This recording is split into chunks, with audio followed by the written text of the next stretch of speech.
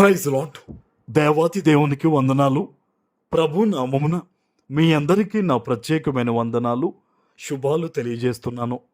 ఈ దినము కొరకు ఏర్పాటు చేయబడిన దేవుని వాగ్దానము యెషయా గ్రంథము 29వ అధ్యాయము 14వ వచనము. నేను మరలా ఈ జనుల ఎడల ఒక ఆశ్చర్య కార్యమును జరిగింతును, బహు ఆశ్చర్యముగా జరిగింతును. దేవుని నామానికి మహిమ కలుగునుగాక. ఈ ఉదయకాల సమయంలో సర్వ సృష్టికర్త అయిన నీ తండ్రి నిన్ను ఆశీర్వదించి గొప్ప వాగ్దానాన్ని నీకు అందిస్తూ ఉన్నారు. హల్లెలూయా. ఈరోజు దేవుడు తన యందు భయభక్తులు కలిగిన వారి ఎడల ఈ వాగ్దానం ఇస్తూ ఉన్నారు. ఆయన అంటూ ఉన్నారు, నేను మరలా ఈ జనుల ఎడల ఒక ఆశ్చర్య కార్యాన్ని జరిగిస్తానని.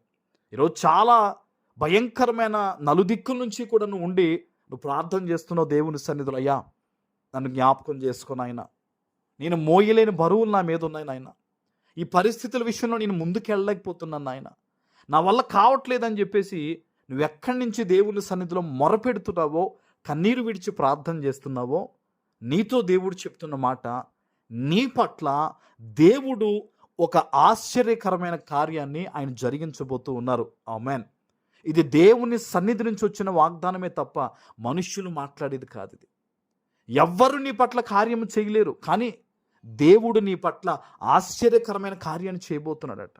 నువ్వు ఊహించుండో ఎంత గొప్ప అద్భుతం జరిగిందా నా పట్ల అని. అంత గొప్పగా దేవుడు ఒక కార్యం చేయబోతున్నాడు. నువ్వు ఎక్కడైతే ఈరోజు ఈ వాగ్దానాన్ని విన్నావో, దేవునికి కృతజ్ఞతాస్తుతులు చెల్లించి ప్రార్థన చేయండి. ఈరోజు నాయనా, నీవు మాత్రమే జరిగించగలవు తండ్రి, నీవు మాత్రమే ఇది ముందుకు నడిపించగలవు ప్రభువా, నీవు మాత్రమే విడుదల ఇవ్వగలవు నాయన, నేను నమ్ముతున్నాను నీ వాగ్దానం అని. ఈరోజు ఈ వాగ్దానం ఎత్తిపెట్టి నువ్వు ప్రార్థన చేయి.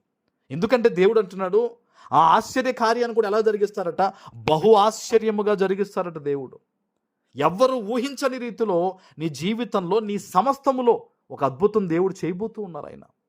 ఎందుకు జరుగుద్దండి? నేను దేవుని కోసం ఏం చేశాను అంటే, నువ్వు దేవుణ్ణి వెదికే వ్యక్తిగా ఉన్నావు, దేవునికి మొదటి స్థానం ఇచ్చే వ్యక్తిగా ఉన్నావు కదా.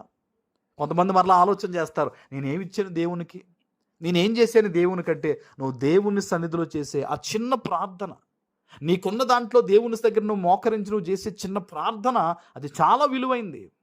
అది చాలామందిని చూసి ఒక్కోసారి నువ్వు అనుకుంటున్నావేమో, నేను అంతసేపు ప్రార్థన చేయలేకపోతున్నాను, నేను అంతలా పాడలేకపోతున్నాను, నేను అంతలా పెద్ద పెద్ద మాటలు చెప్పలేకపోతున్నానని. దేవుడికి అవన్నీ అవసరం లేదు.